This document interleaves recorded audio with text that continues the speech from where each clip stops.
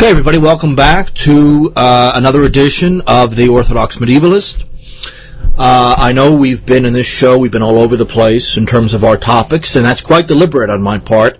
I want to bring the medieval and communitarian idea to as many levels as I possibly can in terms of history, theology, institutions, modern politics, and ancient politics. Truth is singular. Truth is one, and it doesn't make any difference what era we're in or what time we're in. Truth is the truth. And that's what I struggle, at least to in some poor way, bring out to everybody on this program. Today we're going to be talking about monarchy.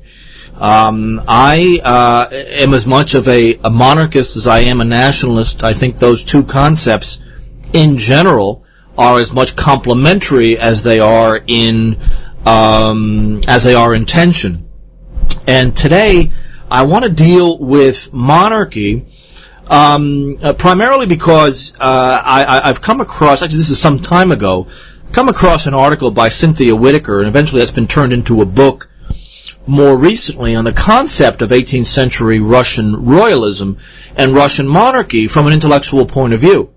How can we defend the institution of monarchy, which oversaw a far healthier society than what we suffer with today? It's been my thesis in my working life ever since graduate school that mankind only has two options, politically speaking, and that is monarchy and oligarchy.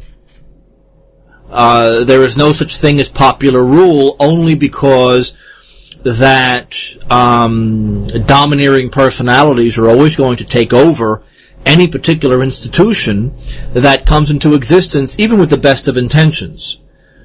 That oligarchy is not merely a state of society, but is also a state of mind, and that there are certain people who define their success in life based on how much power they have, and these kind of people always have a tendency to take over. Oligarchy is the iron law of social institutions, and it's an unfortunate reality, but it is a reality. The only other option that human beings have is to have an overarching power, to have an overarching force that's capable of creating order and controlling the personalities that seek domination, that seek power, and seek to hurt others as a matter of course. And it's part of the fall of human beings. It's part of the fall of man that human beings are like this, and politics has to take into consideration the reality of the fall of man. Men are evil. All of humankind are evil. They seek power. They seek to dominate others, and even with the best of intentions. And it's unfortunately, it's an empirical fact. This isn't something that we are free to deny. So the concept of monarchy becomes more and more important. And I hold that democratic so-called forms of government exist as a way of the oligarchy, those with money, those with power, to overthrow monarchy, to overthrow that institution which controls them, that institution which keeps the moneyed powers in line, and so that they can rule through naked force.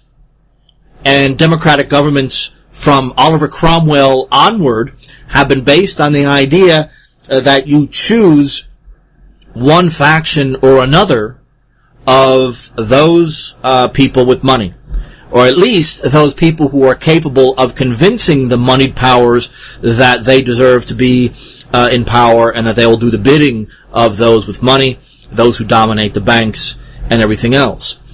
And there's only two political choices in any given society: oligarchy or autocracy or monarchy. And there's basically four general points of view in defending the royal idea. The first is cohesion. The idea that monarchy represents the unity of a people regardless of how diverse that particular people is at any given time. There are societies that are made up, particularly urban societies, that are made up of many different kinds of people. Oftentimes this is an unavoidable reality of social life, but the royal house and the royal family can form a nexus of cohesion. This idea of unity in diversity, and sometimes there's really nothing else that a society can do to maintain some form of unity. The second idea is the change in terms of leadership, the concept of the hereditary principle. The third is the defender of the faith, the defender of the moral background of a people. Moral background being its basic religious idea that can overcome divisions in terms of ethnicity or race. And lastly, the concept of moral example. The idea that the monarchy is meant to be an icon. There's an old concept in Russia prior to the schism of 1666 where the Russian monarch was not meant to rule so much as to reign, as to be an icon, an example of religious piety, of bravery for the population as a whole. Of course, this is before the era where our social betters have given us celebrities as some kind of a perverted substitute for the pantheon of pagan gods. And that's what the celebrity is. The celebrity is part of the new pagan pantheon. But that's our moral example today. In old Russia and elsewhere, it was the royal family. And the royal family was, regardless of all their imperfections, was meant to be an icon of piety, was to be the image of how to live life. And so those are the four general approaches to the concept of autocracy or monarchy that Whitaker and so many others in the past have put out. Now, I want to deal with three concepts of monarchy for the remainder of this program.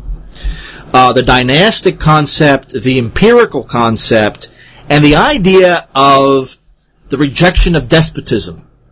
That oligarchy is always the most totalitarian of systems, where autocracy has a tendency to preserve the communal autonomy of many aspects in society.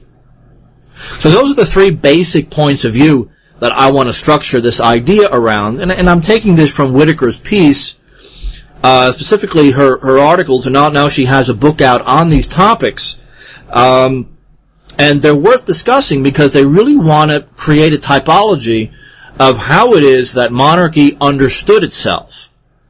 We know how democracy understands itself in terms of representation, in terms of regular elections, various kinds of freedoms, but we also realize that in practice, democratic governments in the 20th century have been highly totalitarian, have been highly regulative states, have been warfare states, and have been states where ultimately power resides not in any royal family, but in an oligarchy.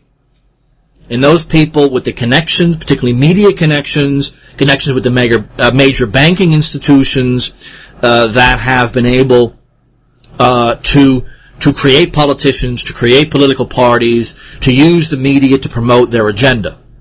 But like it or not, even if you're of the opinion that monarchy is somehow tyranny, it's very easy to counter that democracy is oligarchy. And that without media control, without access to large amounts of money, candidacy to office or the promotion of awareness of a certain issue doesn't mean anything. Without money and media access, you are nothing in a democratic society, in Republican societies. So I want to hold, in general, again, to repeat, that you have one or two choices in politics, either monarchy or oligarchy, and you have to take your pick. And I'm taking my pick in terms of monarchy. My focus, of course, is on Russian monarchy, but monarchy has existed all over the world and is really the primordial way that societies are governed as an image of the family. Whether it be patriarchal or matriarchal, it doesn't make any difference. There have been queens and kings who have ruled all over the world. the one thing they have in common is that they are the head of the family and therefore the protector of the family. As a result of that, they are the head of the nation, of the people, and therefore the protector of the nation and the people. So let's start out with the concept of monarchy as a dynastic institution. The primary concept is the nature of the succession. And it's often, although not always the case, that hereditary rule becomes the principle of succession. Russia was very fortunate in the 19th century where there was really no question of the succession of rule. This is something that plagued the Roman Empire, and right up until the fall of Western Rome, and even Eastern Rome, the beginning of the Renaissance, there was no overt concept of how the succession was to be understood. Succession means, via hereditary right, that politics as we know it does not exist. It is not a matter, ideally speaking, of different political factions, all led by wealthy people, jockeying for position. If anything, that's what monarchy is trying to prevent. A monarch has to come to the throne not owing anybody anything. We don't have to pay back the various factions that have brought us to power, giving us the money and the media access to convince enough people to vote for us.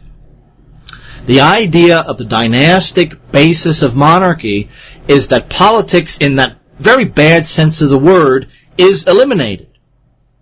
Now, we're talking ideals here, and there's nothing the matter with talking ideals, because people who believe in democracy, in its Republican sense, also talk about ideals. They talk about elections and representation and freedom of speech as ideal entities. But we need to discuss all of these concepts in terms of actual performance in day-to-day society. That's the problem with political theory. Political theory deals with ideals only. And yet history and comparative politics deals with how these ideals have actually functioned in specific societies. So, in order to come to any particular kind of conclusion on these questions, we need to use both. We need to understand the ideal concept of how these forms of government define themselves. And on the other hand, we need to be historians and seeing how these ideals actually worked out in practice. And we realize that regardless of what your particular point of view is, speaking in ideal terms doesn't tell us anything. That just tells us what you might want to see happen. That doesn't tell us what actually happened. And that's the reality of comparative politics and history, is that they deal with these ideals in terms of how they actually worked out in practice.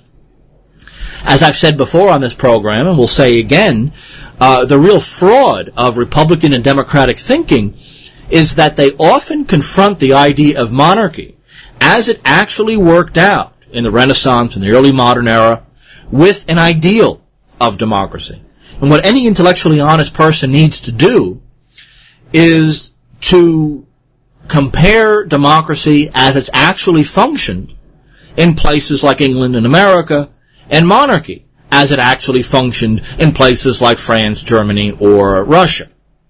When you put it that way, of course, it sounds, the two forms of government sound a lot more alike and function a lot more alike, and is similar to one another rather than talking in terms of ideals.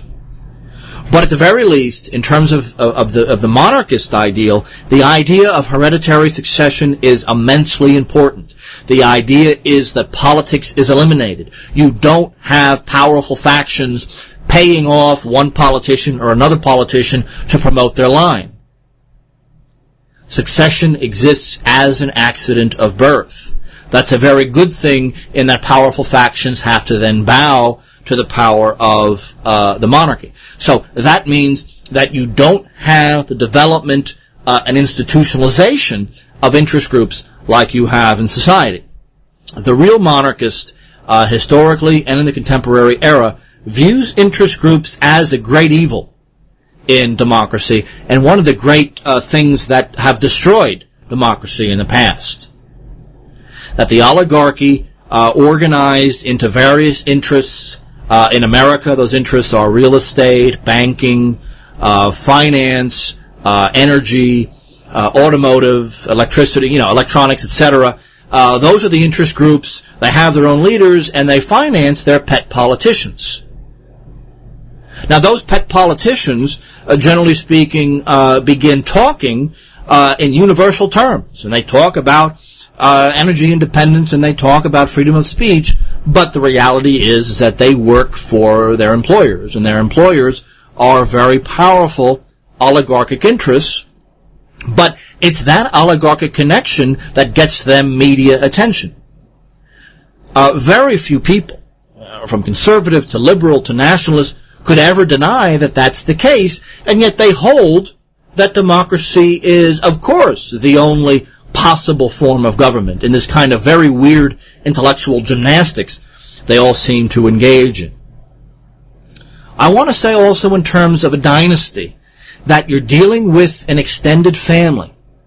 You're dealing with a powerful family that exists to represent the entire population, no matter what their class is. So if a royal family has the plenitude of power, has complete power in society, they can at any given moment overrule any interest group, no matter how powerful or wealthy they are. That's something to take very seriously, and it's going to come up again and again in monarchist discourse over the years, and has been the case in terms of monarchist apologetics over the last few centuries. That at the very least, an absolute monarchy, that is, a monarchy that has a plenitude of legislative and executive power, can overrule interest groups that, if left to themselves, would absolutely dominate the society. Let me give you a quick historical example here. During the reign of Ivan the Terrible in Russia, Ivan the Terrible, whose reign, one of the longest in European history, is concomitant with that of the European Renaissance, this idea of state building and nation building. Ivan the Terrible opposed and dedicated his entire royal career to reining in the oligarchy of Russia, the powerful noble families that held thousands and thousands of families in serfdom, that used their money to control society.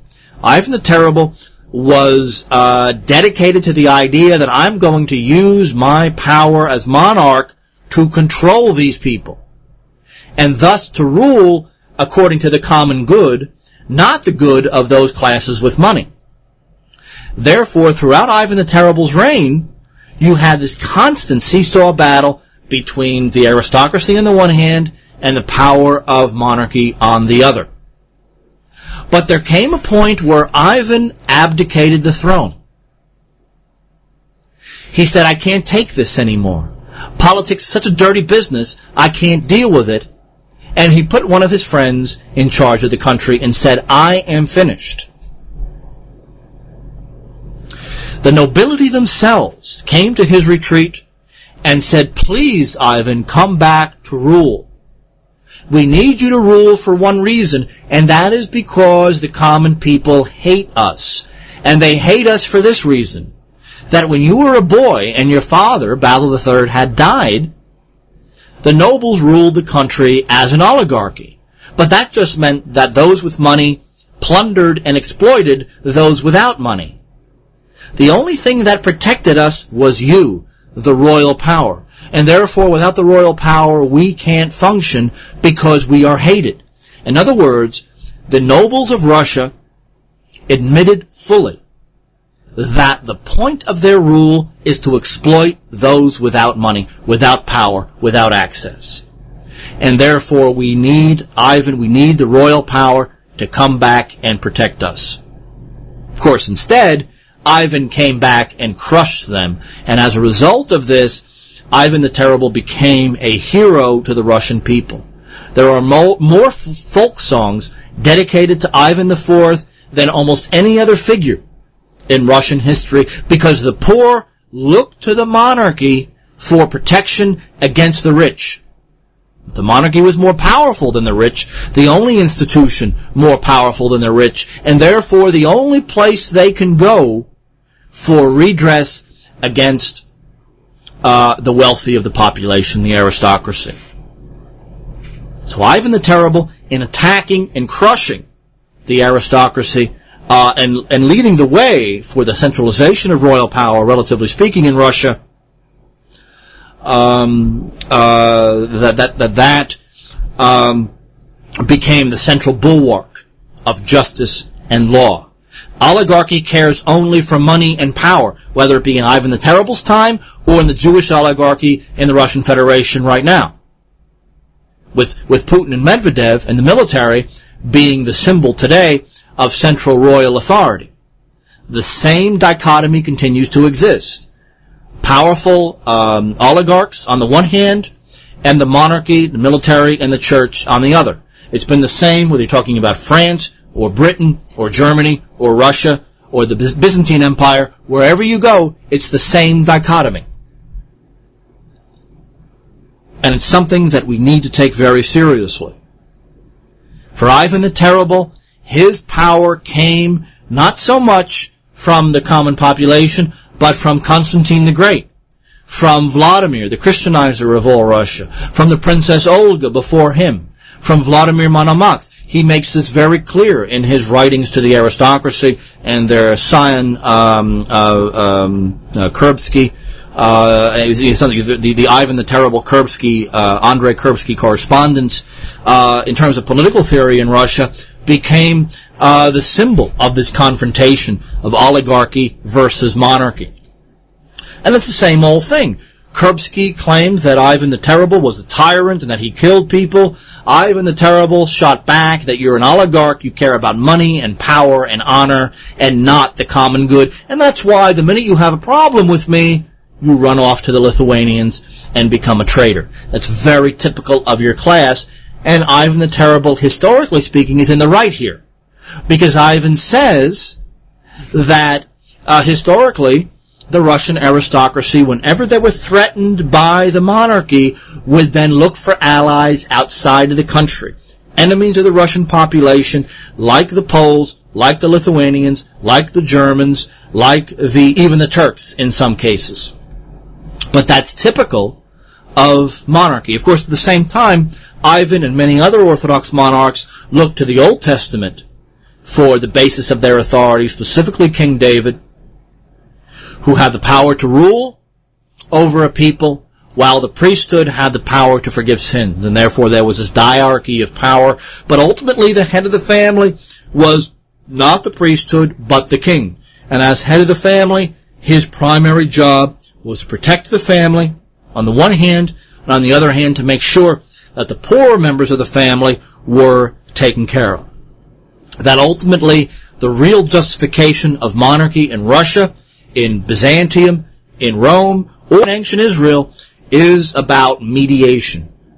The mediation, to act as an objective mediator between the nobles and the population, between the population and God, between the clergy and the population, between the clergy and God.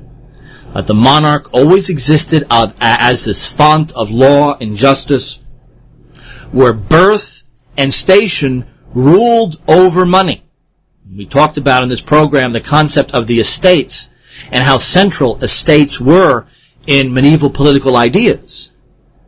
But what needs to be reiterated is that the idea of estates refers to the concept that you belong to an estate regardless of your specific financial situation. So you have this weird situation in France and Russia, in Germany, in England, where you had middle-class people far wealthier than the aristocracy, even though theoretically the aristocracy was supposed to be a more powerful estate than the middle classes were. It's not about money. It's about birth. It's about honor. It's about virtue. Only when the empire becomes an oligarchy, which some people call democracy, suddenly money matters. And this occurs in the Italian Renaissance. That entire movement in Florence was controlled by the Medici banking family. There was not a single major Renaissance writer or painter or sculptor that was not financed by the Medici family in their own interests.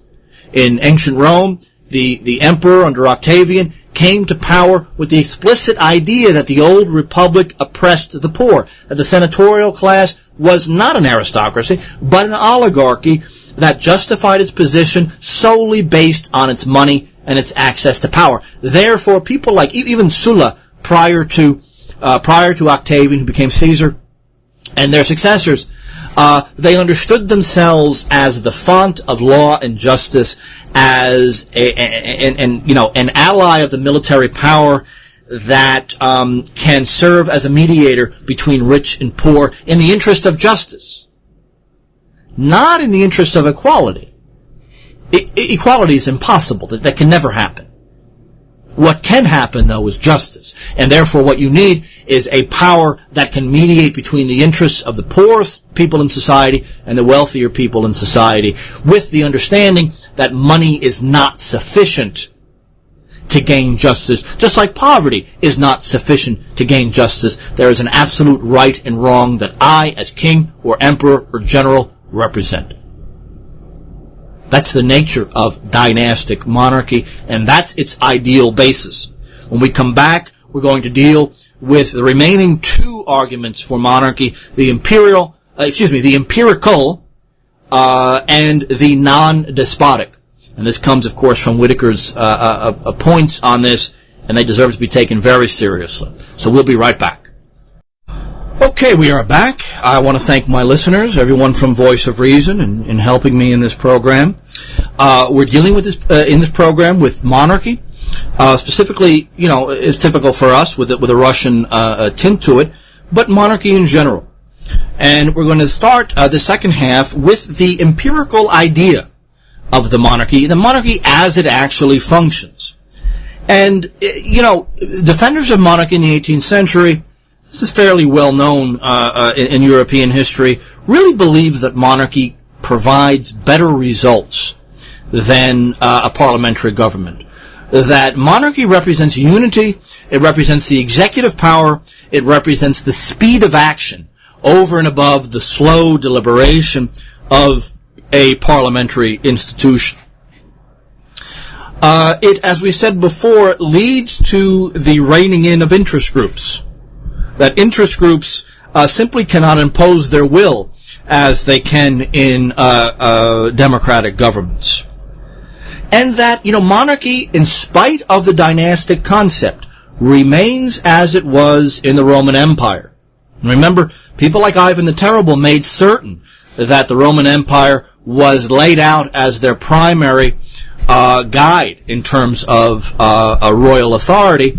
In Ivan's case, the Eastern Empire founded by Constantine, but with that implicit assumption that because Constantine comes from the West, that the Western Empire also, as well as the Israelite kingdom of David, comes under that very same idea. But there is the idea of contract, the idea that all peoples have alienated some, within any given society, have alienated some of their self-rule to a monarchy in exchange for objective rule.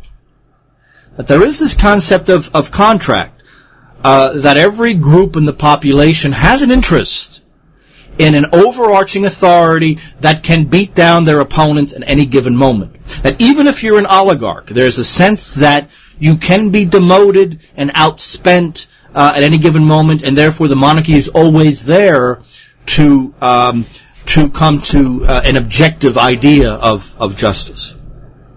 In the Russian case, there's this idea that Russia is very vulnerable. Russia has no natural boundaries, and therefore she's always ripe for invasion. And in Russian history, that's the case.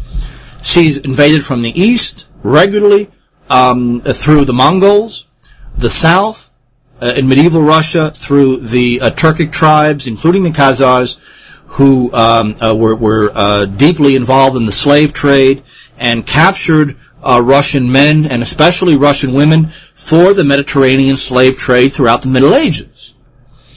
And from the West, of course, from the Turks, from the Poles, from the Germans, from the Lithuanians, from the Swedes later on, from the French under Napoleon, from the Germans under Hitler, on and on and on. Russia is vulnerable at almost every level except the North.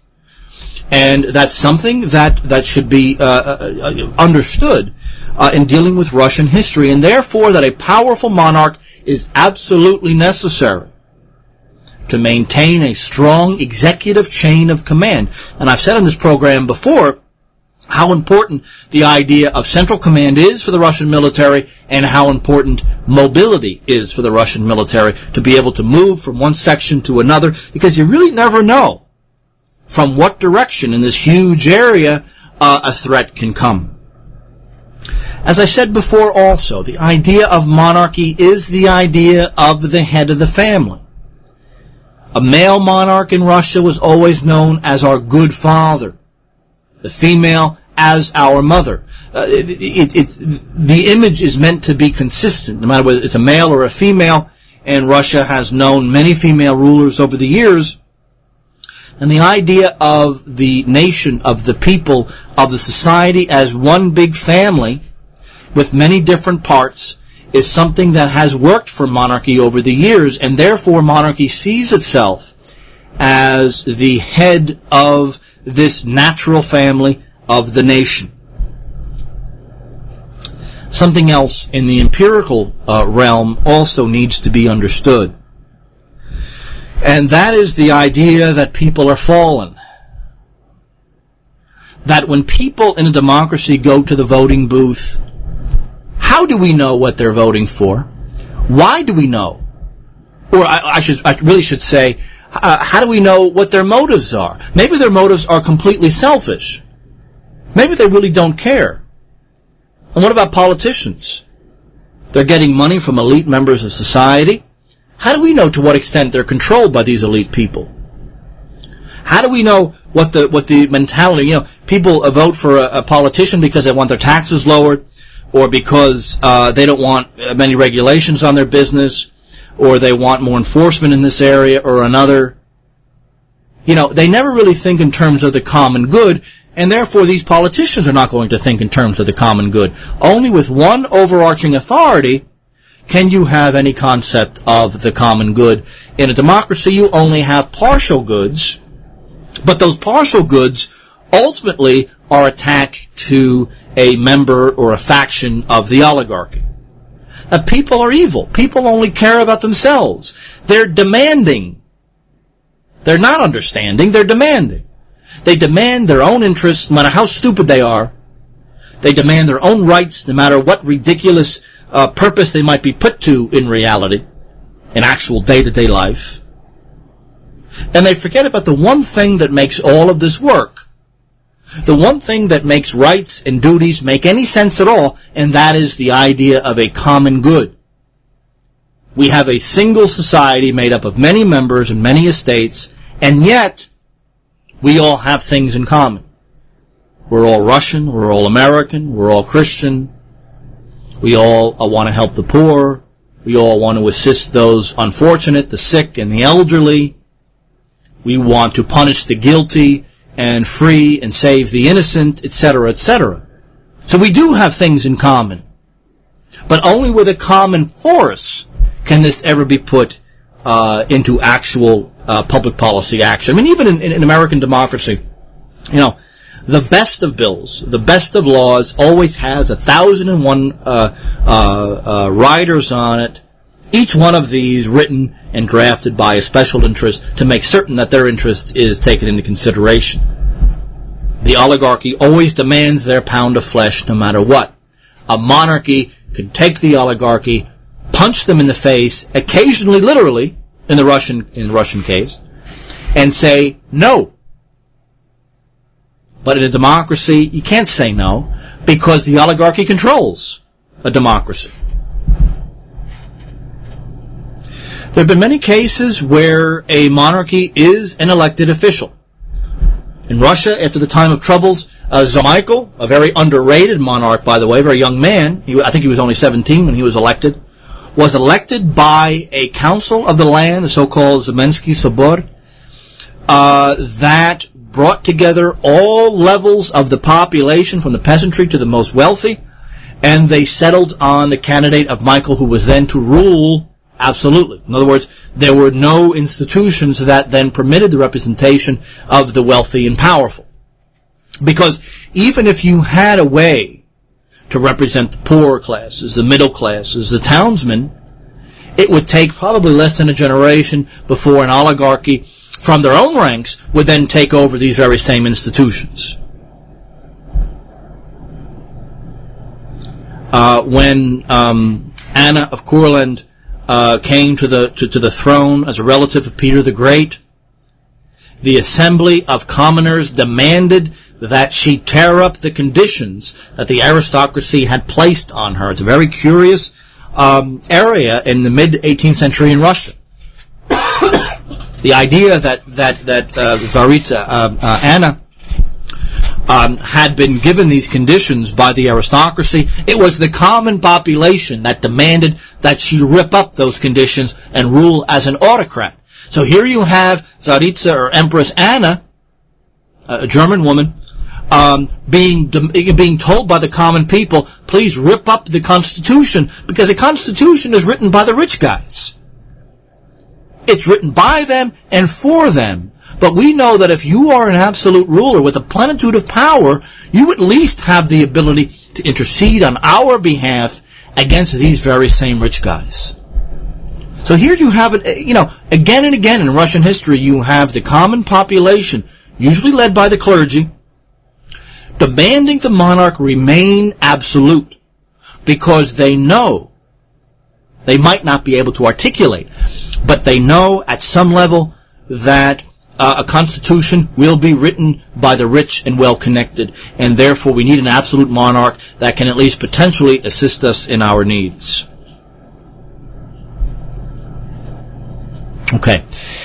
The last concept is the idea of the lack of despotism. That there really is no such thing as an absolute monarch, in the sense that a monarch could do whatever he or she wants. That's highly doubtful. First of all absolute monarchs are bound by the law. That was the case throughout Europe, and only very rarely did a monarch, under extreme conditions, have to break the law in order to do something. Throughout Russian history, monarchs, Alexis and Nicholas I specifically, demanded that the law codes of the society be codified, so that the common people can know what the truth of any given law is. You see this with Justinian in the Byzantine Empire. The idea of an empire according to law is a royal idea, not a democratic idea. The Democrats and Republicans, they are piggybacking on that idea. It is a royal concept that we rule by law, but what is law? Law is not what the rich say it is. Law is what our customs are for the different estates of the population, that the judges have to come from these same estates. Peasants cannot be judged by rich guys. Peasants can only be judged by other peasants. That's fair. That's right. Not having a single law code that is created by the rich and then enforced by the rich. That is outrageous. But that's what the entire modern world, politically speaking, is based on. Monarchy is de facto limited by canon law. The monarchy is as much a religious figure as he is a secular figure, as a legal figure. And therefore the canon law of the Orthodox Church, or of the Roman Church in the West, becomes another way to limit the power of the monarch. All Russian monarchs, at least in the 19th century, were openly pious. They held the final judgment in dread. This is not something that they could merely throw aside because they didn't want to listen to it. They were legitimately pious people. This is a religious institution. So, as British society in the 19th century is creating a parliamentary oligarchy, where, the factories enslaved thousands and thousands of English and Irish people, the monarchy in Russia at the exact same time is defending the peasant commune and peasant local government. So the defenders of democracy, in its traditional sense, are going to have to deal with that reality. The monarchy is meant to be the image of justice. He is not meant necessarily to embody the law, but to embody equity and justice. Sometimes the law is not just. That's why there has to be a situation where a monarch can break the law in order to enforce justice. Sometimes the law can oppress the poor. Sometimes the law can always favor the rich, and therefore you need a power in society powerful enough that can overthrow the law in this particular case for the sake of justice. We know that law isn't necessarily just in every given case. We know that it's just in general, and that's okay, but we also realize that it isn't just in every specific case. And in traditional medieval monarchy, it was always the case that even the lowest, most illiterate commoner can petition the monarch for redress of grievances, even to the point where Tsar Alexis of Moscow and all Russia, who was the son and successor of Tsar Michael, who was elected by the assembly of the land, he had a basket outside of his window. Anybody, from an aristocrat to a soldier to a priest to a peasant, can walk over to that basket and put a little note saying, "Dear Holy Father, please help me. My landlord beats me up every day," whatever it is, "and please do something about it." And as he's falling asleep every night, he sits in bed and he reads all of these petitions. That's the nature of monarchy. Imagine doing that at the House of Representatives in America. That's the basis of the royal idea. So, I gave you today the ideal of monarchy, as you hear so many times the ideal of democracy. Of course, given the fact that we're fallen, sinful people, it never works out in reality as it is in its ideality. But at the same time, neither does democracy. And I submit to you, and will continue to submit to you, that monarchy has a track record in terms of human rights and freedoms and liberty and economic security easily equal to democracy, if not superior. So I want to thank you for listening. I want to thank the Voice of Reason, Mike and Steve and Dietrich. You've been fans of mine, and I appreciate that very much. I'm not worthy of it.